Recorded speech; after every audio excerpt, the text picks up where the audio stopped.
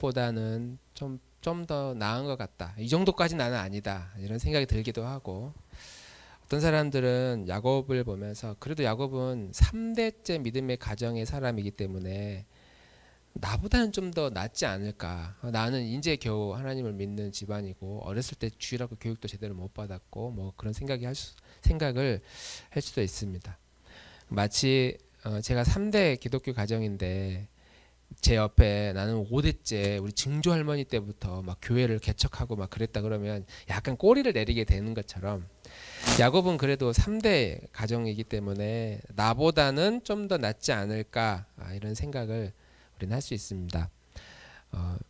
저도 3대 신앙이니까 야곱하고 좀 같이 이거 맞먹을 수 있겠는데 이런 생각도 해봤습니다. 왜냐하면 어렸을 때부터 하나님에 대해서 배워왔고 또 그렇게 살아야 된다는 것도 알고 있고 그렇게 살지 않을 때 얼마나 불편한가 내 마음이 불편한가를 제 몸이 기억하고 있는 것 같아요. 그래서 하나님을 떠나서 살아야 되겠다는 거는 상상을 해본 적도 없죠.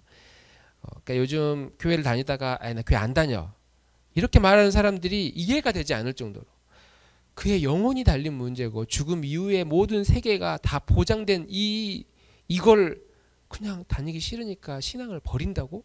종교를 바꾼다고? 그러니까 저로서는 상상할 수 없는 일입니다. 뭐 야곱도 비슷한 생각을 가져왔겠죠. 그런데 하나님에 대해서 배웠지만 하나님의 뜻대로 살아가는 것은 이것도 별개의 문제다. 야곱도 그랬고 우리도 마찬가지입니다.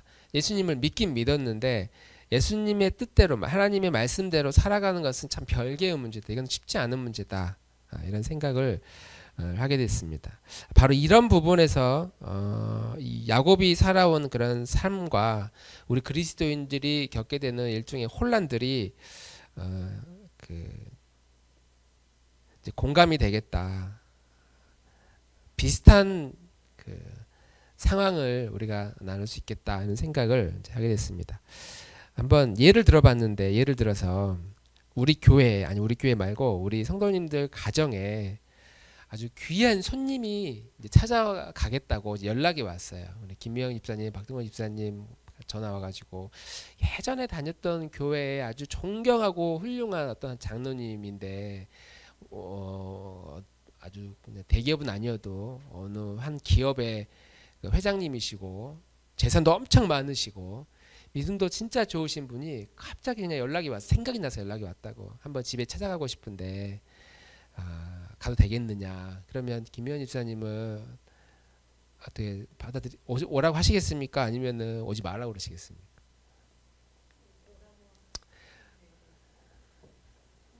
청소를 해야죠. 네. 그냥 동네 친구면은 그래 와라 하겠는데 내가 좋아하는 분이에요. 그리고 그분의 그 가지고 있는 뭐 재산뿐만 아니라 그 소유나 이런 능력은 진짜 부러울 정도로. 근데 그런 분이 이제 김 집사 보고 싶다. 박 집사 젊었을 때 청년 때 그 생각이 나서 연락을 했다. 한번 가보고 싶은데 어떻게 지내느냐. 집에 한번 가보고 싶다. 찾아온다 그러면 얼마나 마음이 반갑고 또 좋아하는 분이니까 반갑고 또 설레겠습니까?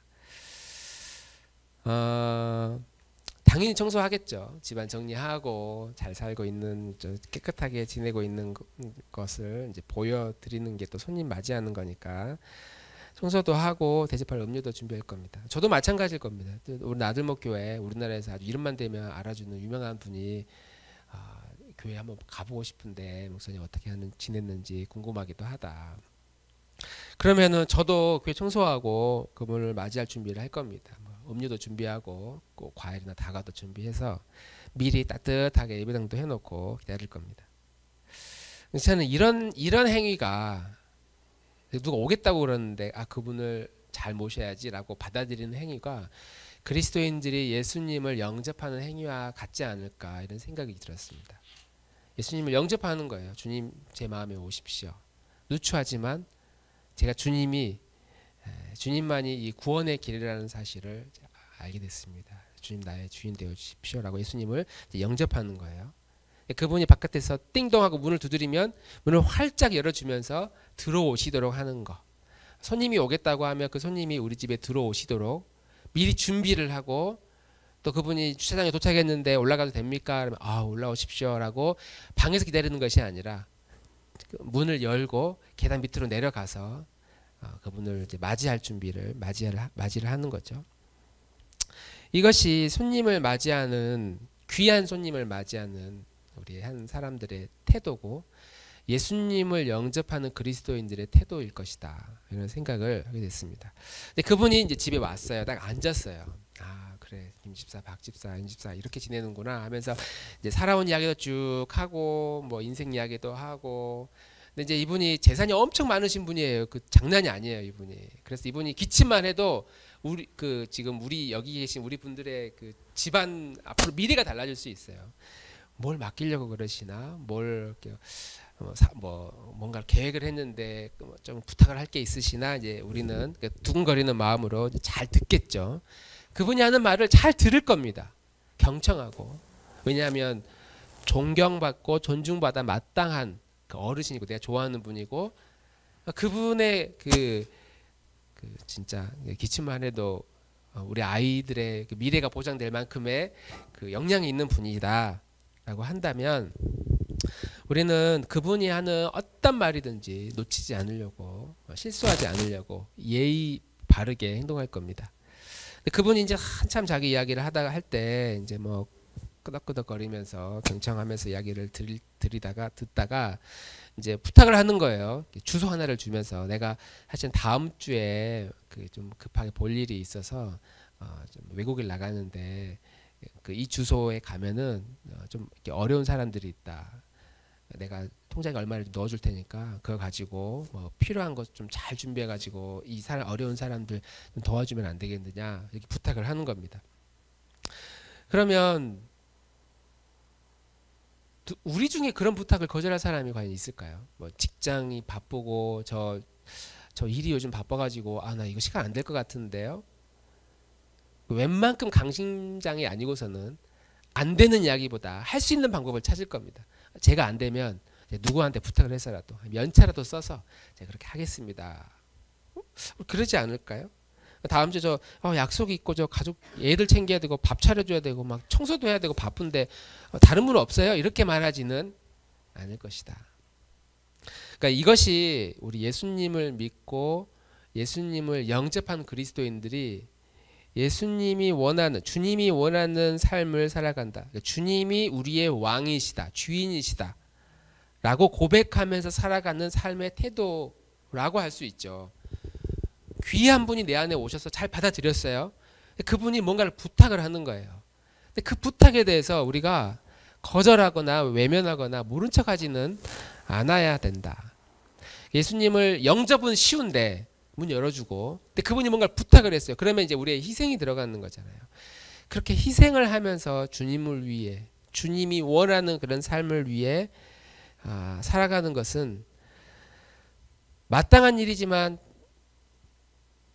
제가 생각한 것보다 훨씬 더 우리 그리스도인들이 잘하지 못하고 있는 영역이다, 이런 생각을 하게 됐습니다.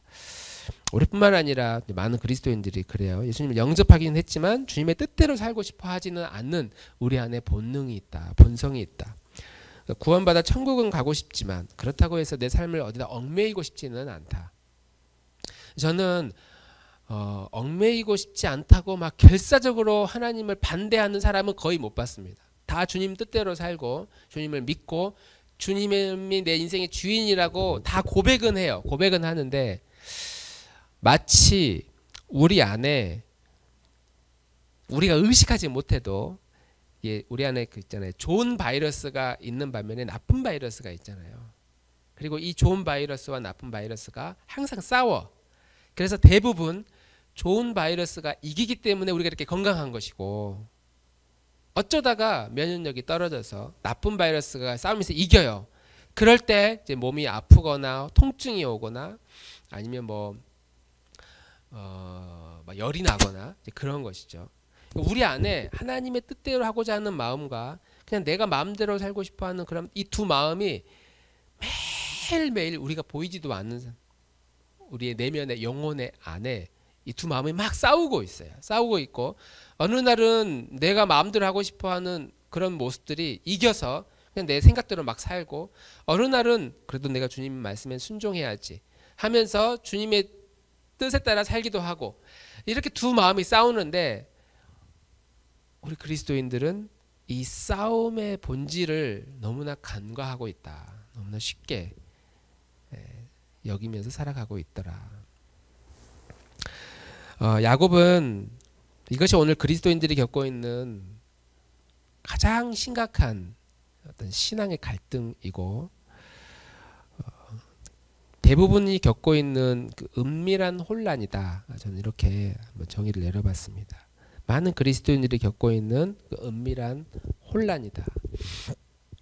오늘 본문에서 야곱이 일생을 거쳐서 겪고 있는 이 갈등과 이 싸움이기도 합니다. 하나님을 알고 그리스도의 필요성을 알면서도 주인으로 모시면서 살고 싶지 않은 그런 본능이 생각하는 것보다 우리 안에 너무나 깊게 또 강력하게 우리를 사로잡고 있다.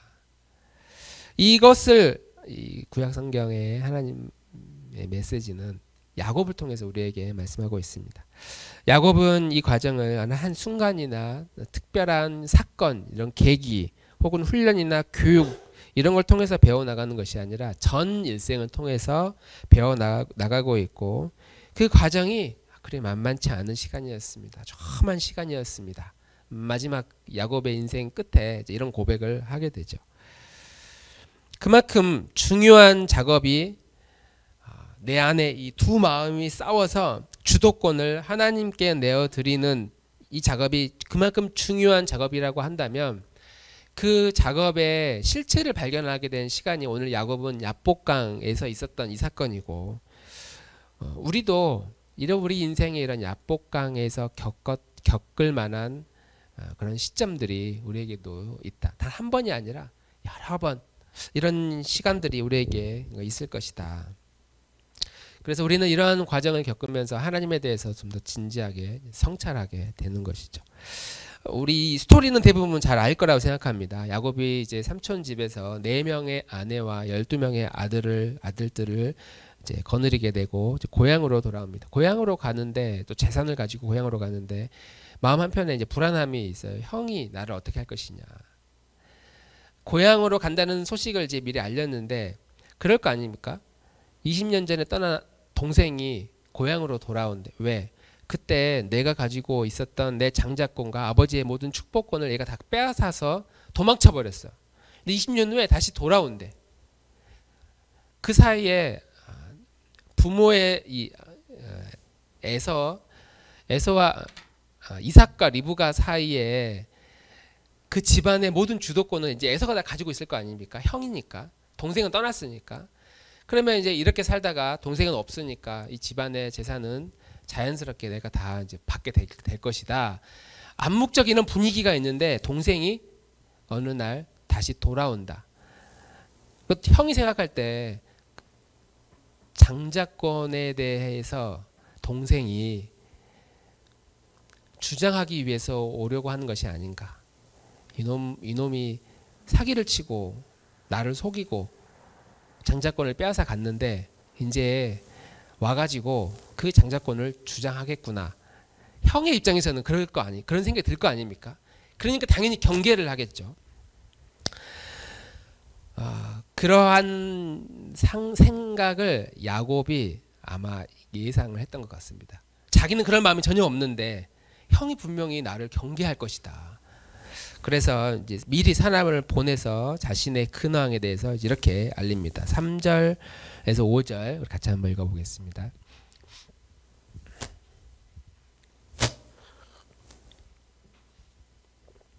3절에서 5절 시작.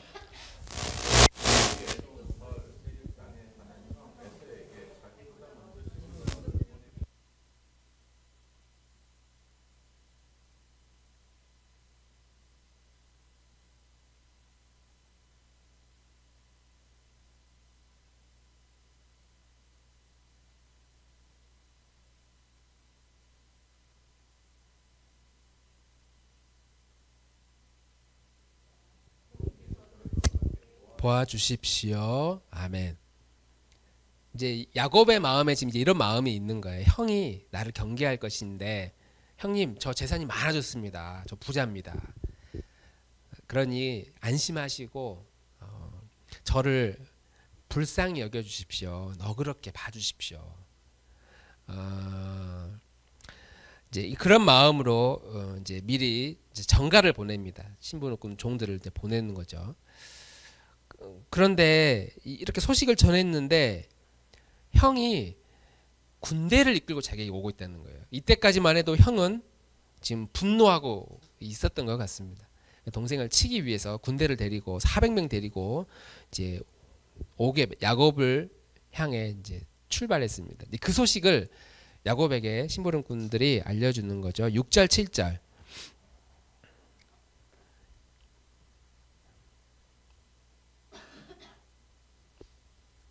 시작. 신분꾸름들에게 에서에게 갔다가 야곱에게 돌아와서 말하였다. 주인 어른의 형님인 에서 어른께서 다녀왔습니다. 어른께 다녀왔습니다. 그분은 지금 부하 400명을 거느리고 주인 어른을 치려고 이리로 오고 있습니다. 야곱은 너무나 두렵고 걱정이 돼서 자기 일행과 양떼와 소떼와 낙타 2떼를 패로 나누었다. 너무나 두렵고 걱정이 돼서 예상대로 야곱이 형님의 마음을 좀 풀어주려고 했는데 예상대로 에서는 분노하고 있습니다. 그 이제 겁이 많은 야곱은 이제 또 걱정이 돼서 자기 일행의 절반을 이제 나눠 가지고 절반은 후방으로 빼고 절반은 마치 형님에게 드리는 선물인 것처럼 먼저 보내기 시작합니다. 그리고 나서 이제 나름대로 머리를 쓰죠. 재산을 나눠서 절반은 먼저 형님에게 보내고 그리고 한 게 기도를 드리기 시작해요. 야곱스럽지 않게 하나님을 이 순간에 다시 찾게 됩니다. 야곱은 기도를 드렸다. 할아버지 아브라함을 보살펴 주신 하나님, 아버지 이삭을 보살펴 주신 하나님, 고향 친족에게로 돌아가면 은혜를 베푸시겠다고 저에게 약속하신 주님, 주님께서 주님의 종에게 베푸신 이 모든 은총과 온갖 진실을 이 종은 감히 받을 자격이 없습니다. 제가 이 요단강을 건널 때에 가진 것이라고는 지팡이 하나뿐이었습니다만 이제 저는 이처럼 두 무리나 이루었습니다. 우리 11절 12절 같이 한번 읽어보겠습니다. 시작. 부디 제 형의 손에서 에서의 손에서 저를 건져주십시오. 형이 와서 저를 치고 아내들과 자식들까지 죽일까 두렵습니다. 주님께서 말씀하시기를 내가 반드시 너에게 은혜를 베풀어서 너의 씨가 바다의 모래처럼 셀 수도 없이 많아지게 하겠다 하시지 않으셨습니까? 이렇게 기도를 하나님께 드리죠. 절박한 기도라고 말할 수 있을 겁니다. 형님에게 절반의 선물을 드리고 다 이제 보내고 가족들도 그렇게 보내고 이제 마지막 야곱이 아직도 확신이 들지 않아서 이 야복강가에 홀로 남게 됩니다. 야곱이 할 수 있는 모든 경우의 수는 다 한 것 같습니다. 와서 미리 종들을 보내서 형님에 대한 정탐도 하고 선물도 다 보내고 저는 형님에게 큰 이제 원한이 없습니다. 가족들도 다 보내고 먼저 보내고 마지막으로 이제 혼자 남아서 하나님께 간절히 부르짖고 기도도 하고 야곱이 할 수 있는 모든 그 인생의 방법들을 지금 야곱은 다 썼다. 모든 수를 다 썼다. 그런데도 확신이 들지 않으니까 야곱으로서는 미치고 환장할 노릇이겠죠. 야곱이 아마 이런 인생이었을 것이다. 모든 인생의 각본을 야곱이 스스로 만들고 계획하고 추진하고 또 문제가 생기면 또 방법을 찾아서 또 그 문제를 스스로 해결하고 그리고 결정적으로 어려운 스스로 해결할 수 없는 문제를 만날 때마다 하나님을 찾고 그러니까 이런 모습들이 어려운 일을 만날 때마다 하나님을 찾는 우리 그리스도인들의 모습과 다를 바가 뭐가 있는가. 많은 그리스도인들이 예수님을 믿음으로 구원받는다라고 하면서도 믿음으로 구원을 받는다. 그래서 구원을 받았다고 생각하면서도 주도권은 여전히 스스로 가지고 있는 하나님께 드리긴 드리는데 자기의 행동이 하나님 스스로 주인 노릇하고 있다는 걸 본인도 우리도 모른 채 내가 이렇게 말하고 행동하는 게 내 인생이니까 내 스스로 해도 된다고 생각하는 그런 생각의 행동인지 아니면 모든 주도권을 주님께 내어드리기 위한 그런 행동인지 우리가 이걸 분별을 하지 못한다는 겁니다. 대놓고 이렇게 야곱처럼 주도적으로 자기 인생을 개척해 나가며 살아가는 사람들이 우리 주위에 간헐적으로 있긴 있습니다. 그런 사람들은 이런 야복강에서 하나님이 보내신 어떤 사람을 만나 씨름할 때 아무튼 끝까지 해보려고 씨름을 하다가 한 대 얻어 맞으면 눈을 뜨게 되겠죠. 본인의 의지가 워낙 강렬하니까. 그런데 우리 많은 그리스도인들은 이런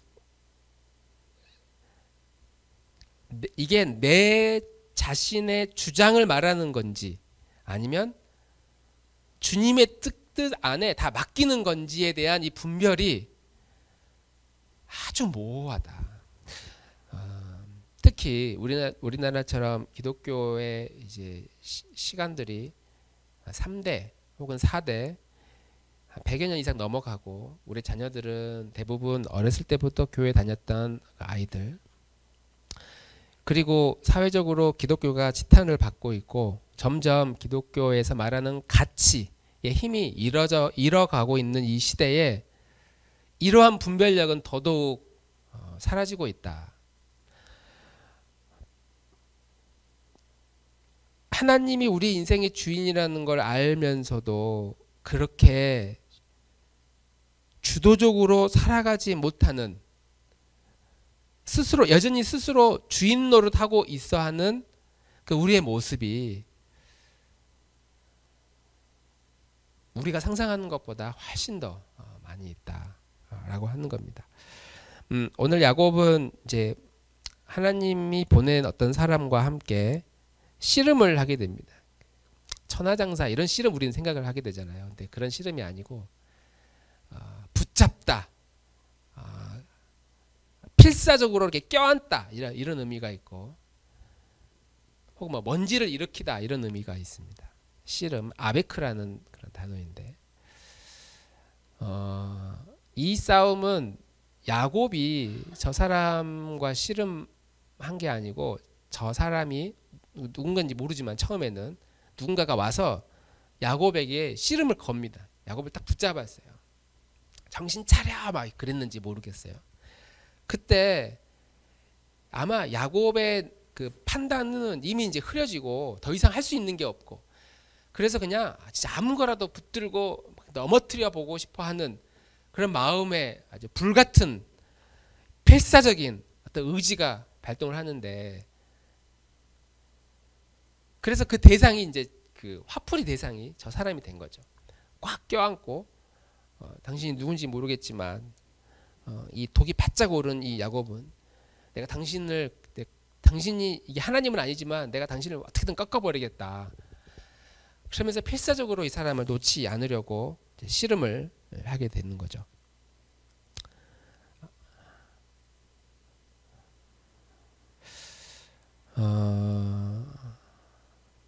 이렇게 하나님이 걸어온 이 씨름에 절대 지지 않으려고 하는 이 야곱의 모습을 보면서 끝까지 우리는 하나님이 와가지고 잘 설명을 해줘도 혹은 잘 가르쳐줘도 좋은 교육과 훈련 또 신앙의 어떤 환경 가운데서 살아가도 이런 본질을 깨닫기까지는 정말 어려운 삶이구나. 이런 신앙의 득도라고 하면 좀 불교적인 용어지만 신앙의 어떤 깊은 각성과 하나님의 존재에 대한 또 하나님과의 그 관계에 대한 그 깊은 세계, 하나님이 신앙이라는 게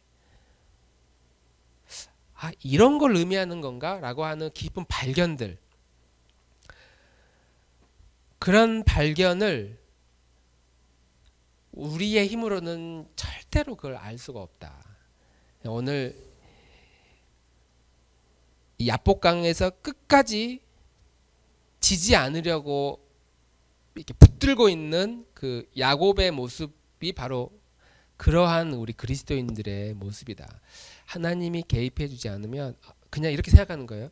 아, 내 인생 그냥 이렇게 살다가 이렇게 끝나겠구나. 아무런 도전과 변화와 성장 없이 그냥 이렇게 살다가 끝나겠구나. 마치 그렇게 생각할 수 있는 것처럼 야복강에서의 야곱은 끝까지 버티고 있는 그 야곱의 그 모습이 우리들의 모습이다. 그런 점에서 이 천사가, 성경은 이제 뭐 천사라고 표현하진 않지만 하나님이 보낸 이 사람이 야곱의 환도뼈를 확 쳐가지고, 뭐 골반뼈라고 하는데 쳐가지고 제대로 걷지 못하도록 그 이렇게 절름발이가 아니라 기어서 걸어갈 정도로 쩔뚝거리면서 걸어갈 정도로 환도뼈를 친 것은 뭐 해가 뜨니까 우리 그 소설에 영화에 나오는 해가 뜨면은 이 천사가 뭐 살 수 없으니까 해가 뜨기 전에 빨리 어둠이 있을 때 빨리 아직 있을 때 뭐 나는 하늘로 올라가야 돼 그런 차원이 아니고 그렇게까지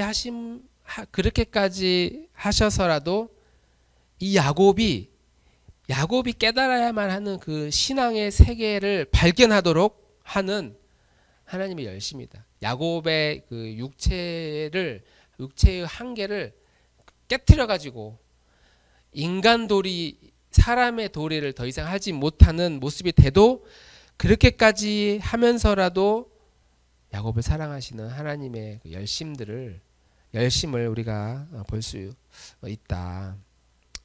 내가 끝까지 야곱 너는 포기하지 않는다라고 말씀하시는 것이죠.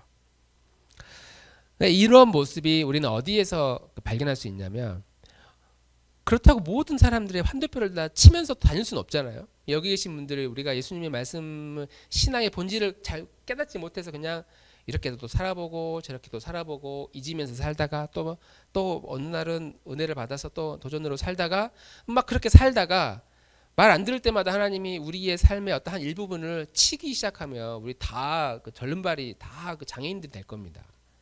막 교통사고 나고 어디 막 한 대 깨지고 막 집안이 풍지박산 나고 다 그런 식으로 하나님께 돌아올 거예요.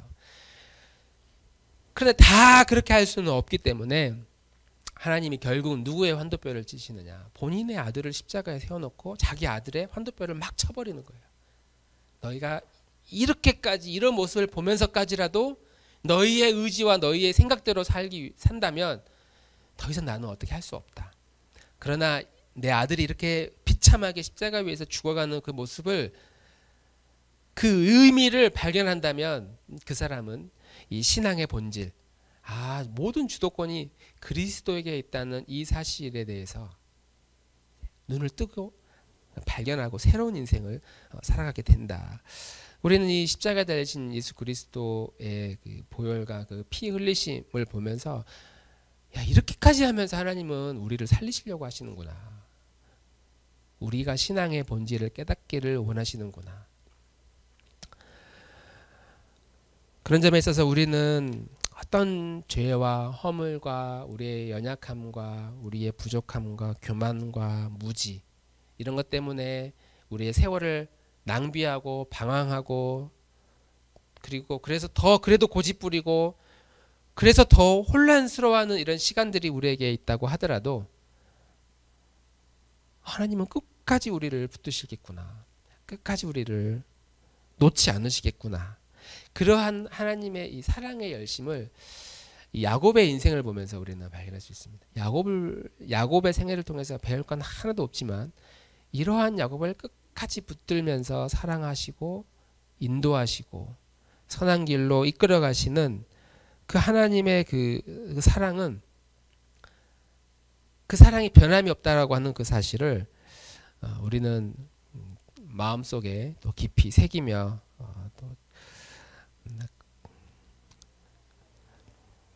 그런 하나님의 사랑이 얼마나 크고 위대한 것인지를 날마다 발견해 나가야 할 것이다. 우리는 매일매일 이러한 씨름을 하고 있습니다. 우리가 알지 못하지만 이런 야복강가에서 매일매일 혼란스러운 고되고 피곤한 힘겨운 이런 씨름을 매일 하고 있습니다. 우리가 알지 못해도 우리가 의식하지 못해도 우리 안에는 매일매일 이런 씨름들이 일어나고 있습니다. 우리는 이러한 내 안의 내면의 갈등과 생각의 방황들과 또 주님 없이도 아무렇지도 않은 듯한 이런 삶에 대해서 점점 무감각해지지만 이러한 우리의 모습을 지켜보시는 그 하나님의 그 고통과 그 슬픔은 견딜 수 없을 만큼, 그래서 하루에도 수십 번씩 우리의 삶에 직접 개입하셔서 우리에게 말씀하고자 하는 그런 생각, 그런 의지가 있다 할지라도 주님은 참고 인내하시고 기다려주시고, 그리고 그러한 사실을 전 생애에 걸쳐서 우리가 발견해 나가도록 기다려주시는 그 하나님의 그 메시지 앞에 우리도 거기에 반응하면서 단지 주님을 영접하고 주님을 받아들이는 것에서 끝나는 것이 아니라 그분의 말씀에 경청하고 듣고, 이분이 얼마나 위대한 내 영혼의 손님이 아니라 이제는 주인으로서 그분이 원하는 삶이 무엇인지를 늘 분별하고 동참하며 나아갈 때에 우리가 생각하는 것보다 더 크고 더 놀라운 일들이 우리의 인생 가운데 일어날 것이라고 믿습니다. 우리 나들목 공동체, 또 우리 여기 계시는 우리 한 사람 한 사람의 인생을 사랑하시는 그 하나님의 말씀 앞에 우리가 날마다 항복하며 순종하며 나아가는 우리 공동체가 되기를 주님 이름으로 축복합니다. 우리 아까 불렀던 찬양 주 사랑이 나를 숨쉬게 우리 찬양하고